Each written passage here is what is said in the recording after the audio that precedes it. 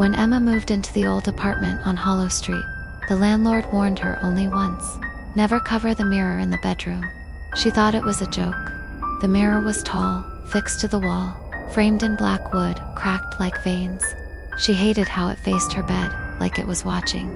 On the first night, lightning flashed through the curtains, illuminating the mirror for a split second. In that moment, she swore her reflection blanked a heartbeat too late. She told herself she was tired, but when she turned off the lights, she could still feel eyes on her, even in the dark. Morning came. The mirror was fogged. Though the room was freezing, a faint handprint marked the glass, smaller than hers. She rubbed it away, but the mark returned every time she looked away. Her stomach turned. Maybe it was just condensation, she thought, until she saw fingerprints moving slowly inside the glass. By the third night, she started hearing faint tapping from the wall. It came from behind the mirror. "Pipes," she whispered. "Just pipes." But the tapping grew rhythmic. 3 knocks. Pause. 3 knocks. Always when the clock struck 3:07 a.m. She tried covering it with a sheet. The next morning, the sheet was folded neatly on her dresser. The mirror stood uncovered and clean. Too clean. Her reflection smiled faintly, though her lips didn't move. Her breath caught in her throat. "Emma called the landlord, who lived here before me," she asked. "Silence, then you should move the bed away from the mirror." The line went dead. That night she found a small chip at the bottom of the glass, and something glimmering behind it like an eye. She recorded herself sleeping. At 3:07, the video showed her body still, but her reflection in the mirror slowly sitting up. Its eyes opened wide and black. It turned toward the camera and smiled. The screen cut to static. Emma barely slept. She moved to the couch, but the sound followed, faint knocks echoing from inside the walls. She covered every mirror in the apartment. The tapping stopped. Then her phone screen lit up by itself. Her camera app was open, pointed toward the bedroom mirror. She deleted the video, threw her phone into a drawer, and tried to pray. But whispers began to seep through the walls, soft at first, then clearer. "Let me see you," they said. Her breath clouded the air. The temperature dropped. The next night, she dreamt she stood before the mirror, her reflection grinning. "You're not supposed to be here," it said.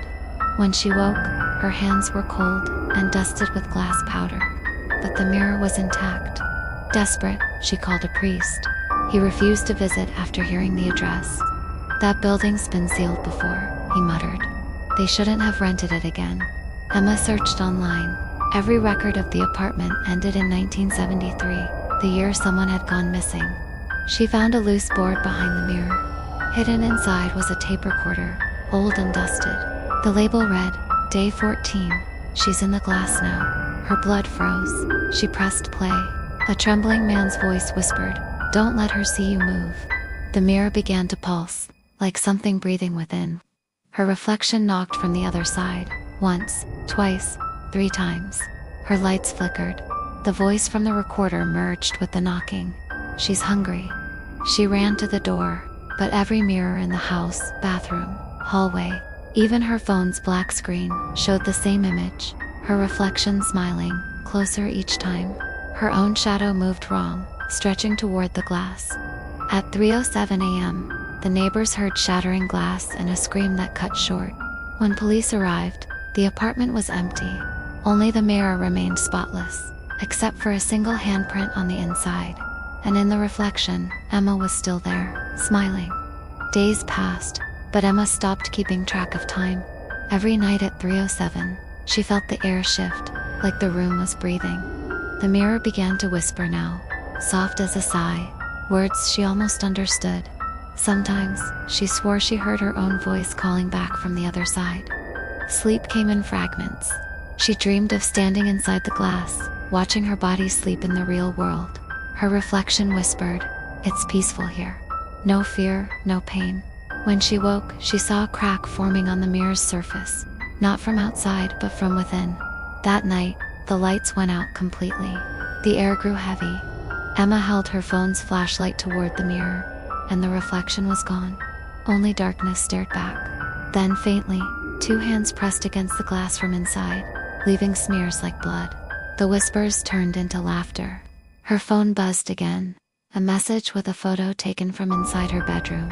She was in it, standing before the mirror, but the timestamp said 3:07 a.m. She hadn't moved. She hadn't even touched her phone. The police found her apartment silent, except for a faint tapping behind the wall. The mirror looked new, polished, too perfect. But if you look closely, under the right light, you can still see her face there, faintly smiling, waiting for someone to stand too close. Weeks passed, but Emma wasn't sure if time still moved the same way. Shadows clung to the corners of her room, whispering her name when she tried to sleep. The mirror pulsed faintly, like a heartbeat, syncing with her own. One night, she noticed her reflection breathing out of rhythm, slower, deeper. It smiled wider every time she blinked. "Stop it," she whispered, but the reflection didn't stop. It just tilted its head, like it was learning how to be her. The walls began to hum at night. Faint, almost musical, the same 3-note tone from the tapes she'd found before. Sometimes, she heard humming behind her, but when she turned, the sound was coming from inside the mirror. Her phone started glitching. Every selfie showed her reflection, looking directly into the camera, eyes darker than before. Even when she turned the phone away, the front camera stayed black, except for the faint outline of her face, smiling back. She placed a blanket over the mirror again, whispered a prayer, and left the room. Hours later, a soft, tearing sound woke her. The blanket lay shredded on the floor. In the mirror, her reflection's fingers bled, but Emma's didn't. Desperate, she moved the mirror to the hallway, but the wall behind it was damp, covered in fingerprints from the inside.